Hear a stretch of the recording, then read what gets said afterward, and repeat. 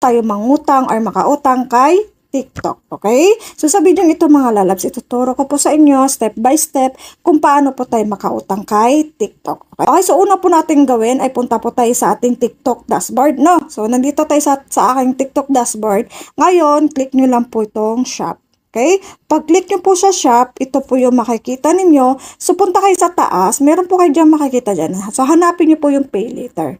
Okay, so pay later po, pag-click nyo po niyan, at pag-click nyo po sa pay later, ito po yung makikita ninyo. So dito nga po ay pwede po tayong makautang hanggang 50,000, no?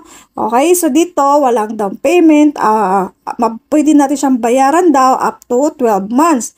Okay, so dito madali lang naman po ito, check my credit limit. So click lang po natin yung nasa baba. Okay, so sana po masundan nyo dyan, no?